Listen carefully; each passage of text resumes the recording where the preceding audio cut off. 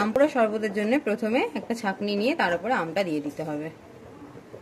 গ্যাসটা কমিয়ে কমিয়ে আমি আমটা পোড়াচ্ছি, কারণ না হলে গ্যাসটা বাড়ালে কি হয় বাইরের দিকটা হয়ে যাবে কিন্তু ভেতর দিকটা না কাঁচা থেকে যাবে। যেন আমি গ্যাসটা কমিয়ে কমিয়ে আমটা পোড়াচ্ছি।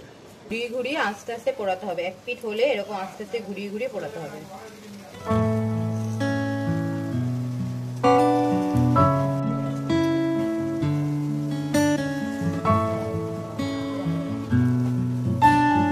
দুটো চামচের সাহায্যে আমটাকে খুব ঘুরিয়ে ঘুরিয়ে ভালো করে পুড়িয়ে নিতে হবে, যাতে আমের চার পাশটা খুব সুন্দর করে কালো হয়। দেখো আমার আমের অনেকটা কালো হয়ে এসেছে।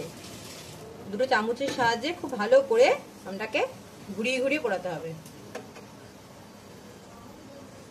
এবার দেখো আমার আম পোড়া হয়ে গেছে।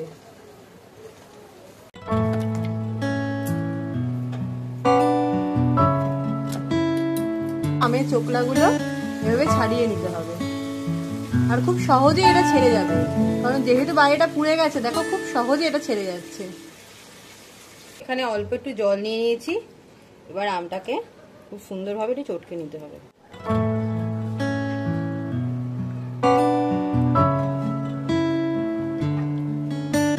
দেখো পুরো আমটা চটকে লাস্টের আটিটা ফেলে দিতে হবে বাইরে। আমি এতে পরিমাণ মতো লবণ দিয়ে দেব, পরিমাণ মতো জিরের গুঁড়ো দিয়ে দেবো। আর আমার আমটা যেহেতু টক তাই জন্য আমি একটু চিনিটা বেশি দিচ্ছি। তোমরা আমটা আগে একটু টেস্ট করে দেখবে, তোমাদের আমটা যদি মিষ্টি হয় তাহলে সেই বুঝে তোমরা আম দেবে, চিনি দেবে। তারপর দেখো এটা খুব ভালো করে মিক্সড করে নিচ্ছি। এখানে একটা প্যান চাপিয়ে আমি একটু জিরার গুঁড়ো তাওয়ায় একটু নেড়ে নিয়েছি।